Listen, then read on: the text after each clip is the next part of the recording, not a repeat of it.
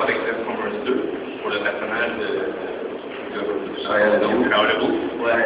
Est-ce que tu peux nous expliquer exactement c'est quoi la contrainte au niveau de ce tournage-là? Ouais, c'est assez particulier, mais ça arrive assez fréquemment, très souvent maintenant, c'est que quand on travaille sur un film qui est un gros blockbuster, un film souvent avec beaucoup d'effets spéciaux, comment on dit, boycott l'image et qui trafique l'image. Pas qu'on la voit. Pas qu'on la voit, pour éviter que ce soit piraté.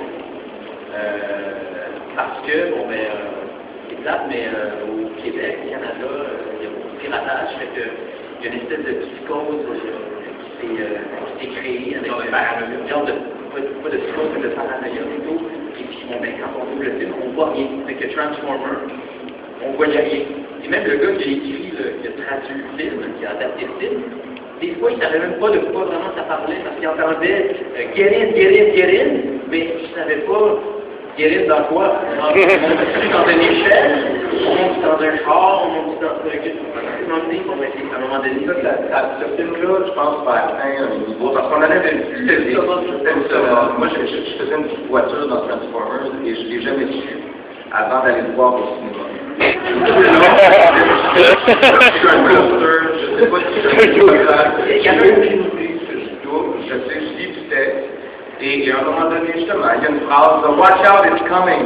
Et là, l'adaptateur doit écrire it's coming, doit traduire it's coming, what's coming. C'est-tu elle arrive, il arrive, ça approche, on n'a aucune idée c'est quoi qui va nous faire dessus. On sait qu'il y a quelque chose, en plus, il y a dans un film ce qu'on appelle la MMI, la Banque de Music and Effects. Et dans les films comme ça dont ils veulent éviter le piratage, même la MMI n'est pas fidèle. Donc imaginez-vous qu'on est en train de doubler une scène de combat, on ne voit rien, et là on entend une musique de cowboy dans le background. Il n'y a aucun rapport avec ça. Aucun rapport avec ça. Il faut que s'il y avait un piratage sur cette version-là, en bon québécois, elle circulait dans le public, et que personne ne puisse savoir de quoi il retourne. Donc là, l'écran était noir, complètement noir, avec un rond dans lequel on voit l'image, en noir et blanc, flou, genre, puis le rond se promène.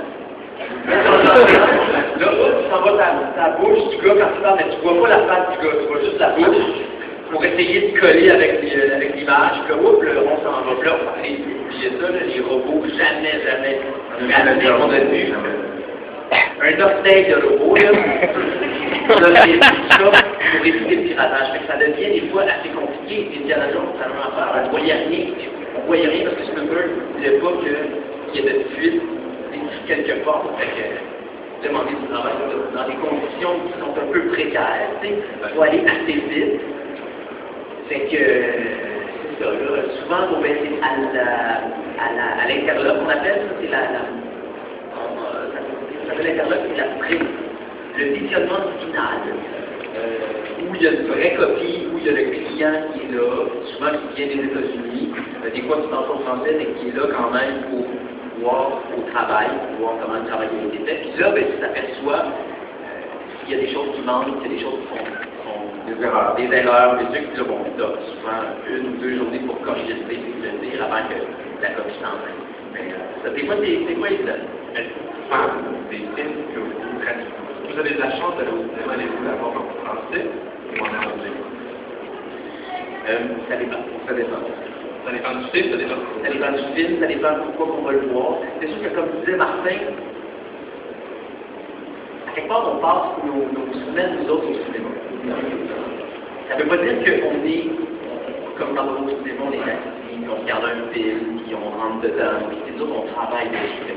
Souvent, on le voit de façon morcelée, on ne sait même pas. Puis le regard n'est pas le même. Non. Même si tu le regardes chez toi, puis tu sais que tu vas travailler le film, tu ne le regardes pas, c'est beau film, tu le regardes en essayant de comprendre de quoi ta semaine va avoir l'air, à savoir, mais c'est quoi la dynamique du personnage, etc. Pour répondre à ta question,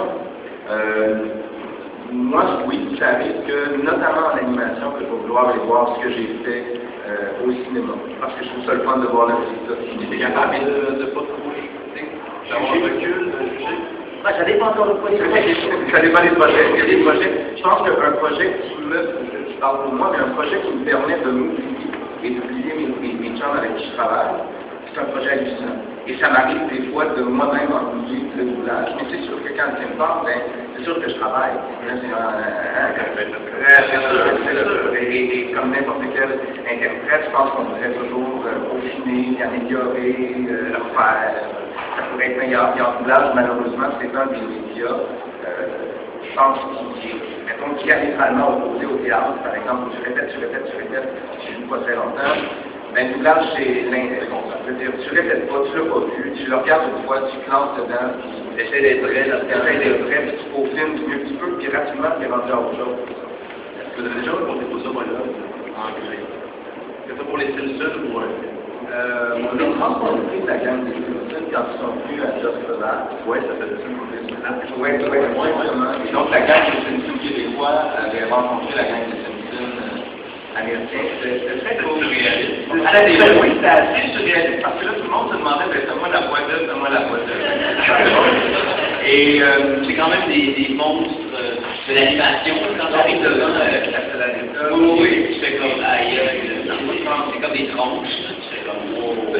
Et en même temps, eux, je ne sais pas jusqu'à quel point ils disent ça partout sur la planète, mais ça nous a touchés parce qu'ils nous ont dit, ah, la version québécoise, votre version, elle fait jaser, parce que on l'aime, votre version. Fox, là, ils aiment la version québécoise, et pourtant, on n'est pas le plus gros marché, on s'entend que l'Allemagne, la France, le Mexique, c'est des... D'ailleurs, c'est juste au Mexique. Regardez les émissions au Mexique. C'est génial. C'est comme ça. Ben, écoute, je ne comprends pas grand-chose, mais juste les accents. Les Mexicains ont un rapport avec la sync, avec le mouvement des bouches, qui n'est pas le don. Je pense que les Québécois ont une grande fierté à essayer d'être le plus sync possible, même, j'ose le dire, plus que la France. C'est une signature québécoise. Les Mexicains, c'est absolument pas ça. Ça commence, la bouche est fermée. La bouche est fermée, c'est un autre personnage qui parle, mais il n'avait pas fini de dire la phrase. C'est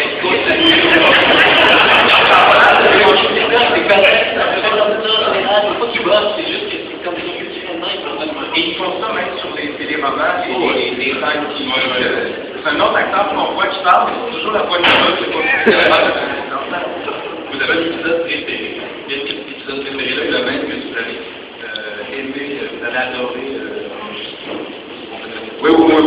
Moi, c'est évidemment l'épisode où Nelson est amoureux des noces.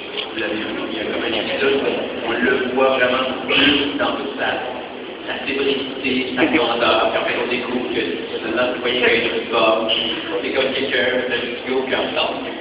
En fond, c'est le moment où moi je l'ai vu et je l'ai interprété le plus, parce que sinon, moi, j'arrive là, je fais puis puis ça s'arrête là. Là, j'avais montré que j'avais plus de viande, mais que c'était intéressant. Moi, je pense comme fan, pas comme interprète, comme fan, c'est l'épisode des films où Mr. Burns était dans son film, j'adorais cet épisode-là. Comme interprète, je pense que tous les épisodes de musical, toutes les comédies musicales, puis pour nous, ben, ça pour moi, c'est parce qu'on chante dans toutes les voix de personnages, donc c'est une semaine hallucinante quand on pense sur les shows musicals. au niveau des triards, Oui. l'épisode où vous avez vraiment hâte de